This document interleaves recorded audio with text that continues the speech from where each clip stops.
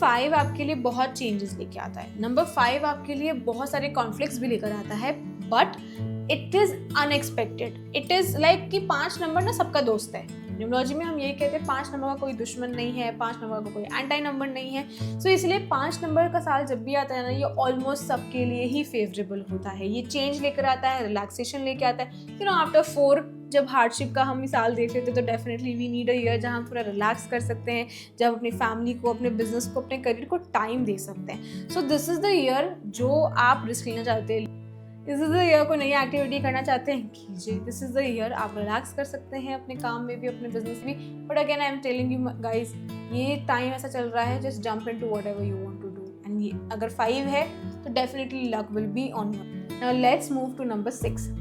Okay, so number 6 है Venus का।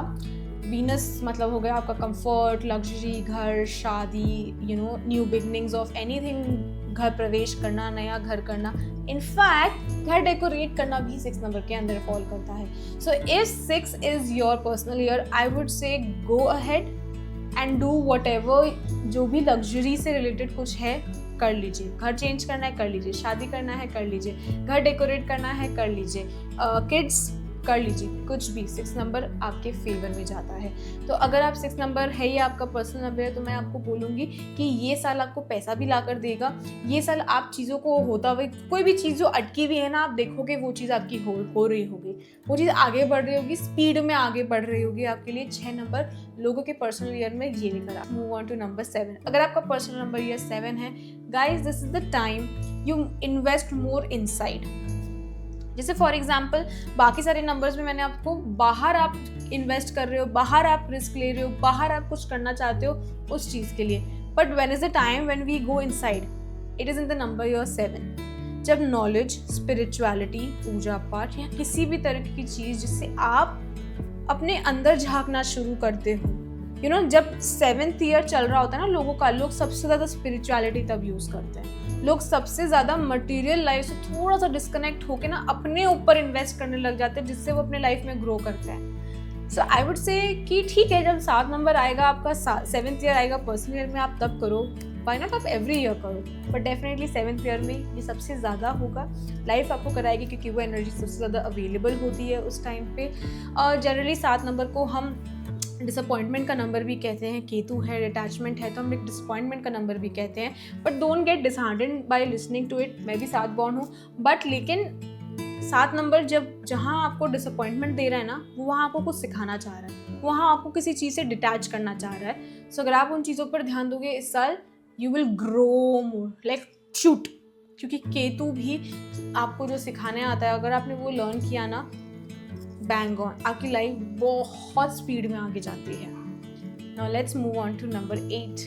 8 number के लिए बाप रे, लोग डरते हैं शनि जी का नाम से, डरते हैं कि 8 नंबर बॉर्न हूँ मैं, या 8th डे है, या 8वां साल चल रहा है तो सब कुछ डिफिकल्ट होगा। No no no no no, ऐसा नहीं है। There are only few numbers जिनके लिए 8 नंबर का साल जो होता है ना, वो डिफिकल्ट जाता है। बट कुछ लोगों के लिए 8 नंबर का साल बहुत लकी भी जाता है। बहुत लोगों का जो केस होता है ना, लीगल केस, वो 8वें साल पे क्लियर होता है, 8वें नंबर पे क्लियर होता है। And I have examples of that. 8वें नंबर पे लोगों ने पैसे कमाए हैं।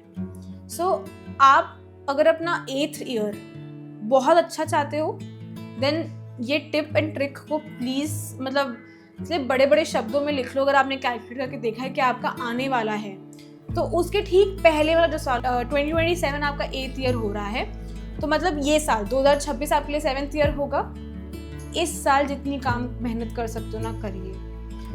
Like hard work at its peak. जितना काम आप कर सकते हो ना, जितना डोनेशन आप कर सकते हो, जितना आप दूसरों की सेवा कर सकते हो, जितना कर सकते हो करो, क्योंकि you will reap the benefits in the 8th year. आपने जो किया है उसका रिजल्ट एक्चुअली आपको 8th ईयर में मिलता है। तो अब आपको कैसा रिजल्ट चाहिए, अब आप वो देखिए और उसके हिसाब से आप अपने कर्म को वैसे करते जाइए। जैसे ही आपका 8वां साल आएगा, you will reap it. If it is good and beautiful, वो गुड एंड ब्यूटिफुल ही होगा। And if you have not done, अगर आपका ये 8th ईयर चल रहा है तो इट्स नॉट लेट, आप अभी भी शुरू कर सकते हो। अभी तो मार्च ही है, और अगर बीत चुका है तो आने वाले के लिए तैयारी करिए। Now last but not the least is number 9। 9 number के लिए मैं यही बोलना चाहूंगी इट्स लाइक आपको ना सब कुछ रीवैल्यूएट करने की ज़रूरत है, क्योंकि कंप्लीशन का नंबर है ना, कंप्लीट हो जाती हैं चीज़ें 9 पे जाकर। सो बेसिकली सारी चीज़ें 1 से लेके 8 तक आपने जो भी किया, आपने जो भी फेस किया, जो भी हुआ, कुछ भी है वो जब 9 नंबर पे आता है ना, वो सारी चीज़ें रीवैल्यूएट होती है। मतलब किस तरीके से मैं आपको बोलती हूँ कि आपने आज तक जो भी किया हो, चाहे आपने उसके कर्म नंबर 8 में आपने ऑलरेडी भोग लिए हो उनको, बट लेकिन 9 नंबर पे ना सारी चीज़ें संपूर्ण होती हैं और कंप्लीट हो जाती हैं। So when 9 is coming, this is the year generally I have seen, ये थोड़ा चैलेंजिंग जाता है लोगों के लिए। क्यों जाता है? क्योंकि I have not seen somebody who is taking care उनके आने वाले समय का पहले से ही।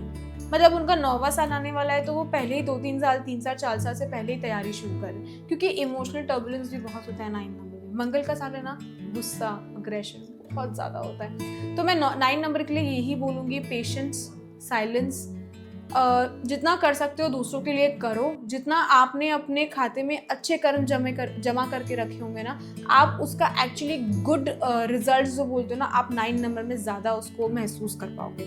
सो 9 नंबर के लिए मैं यही बोलूँगी, please have patience, please be silent, थोड़ा सा अपने शब्दों पे थोड़ा कंट्रोल रखिए।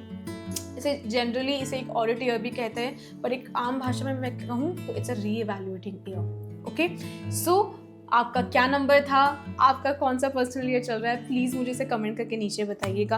कोई भी डिसीजन लेने के पहले कुछ भी इम्पल्सिवली मत करिए, कैलकुलेट करके देखिए कौन सा साल चल रहा है आपके लिए, आपको क्या करना चाहिए और क्या नहीं करना चाहिए ना। जो मैंने कहा था, जो ट्विस्ट एंड टर्न है, जो मैंने कहा था कि आपको आखिरी तक देखना चाहिए, क्यों? आपका जो भाग्यांक मूलांक है या ड्राइवर कंडक्टर है ना, उस पर भी बहुत डिपेंड करता है कि आपका वो पर्सनल ईयर नंबर कैसा जाएगा। मान लीजिए एक छोटा सा एग्जांपल देती हूँ, अगर आपका भाग्यांक या मूलांक ड्राइवर या कंडक्टर 1 पर आता है, तो जो 8वां साल होगा ना, वो आपके लिए थोड़ा डिफिकल्ट जाएगा ही जाएगा, वो आपके लिए चैलेंजेस लेकर आएगा, क्योंकि 1 और 8 एंटी है इन नेचर। सो इसी तरीके से और भी बाकी सारे नंबर्स के एंटी नंबर्स होते हैं, एंड उनका कैसा जाएगा वो उस पर डिपेंड करता है। सो अगर आप इसे और डिटेल में जानना चाहते हैं, then book a session with me and we will sit together and we will find out in details कि आने वाले साल आपके लिए कैसे जाएंगे। पर इस वीडियो को ज़रूर अच्छे से देखिए एंड अपने फैमिली एंड फ्रेंड्स के साथ शेयर करिए, सब्सक्राइब करिए, जो जानना चाहते हैं कि ये साल उनके लिए कैसा है। क्योंकि 2026 as one is general, but what is the personal year number, and उसी बेसिस पे डिसीजन लीजिए कि आपको जॉब चेंज करनी चाहिए क्या, बिजनेस बढ़ाना चाहिए क्या, शादी करनी चाहिए क्या। Thank you.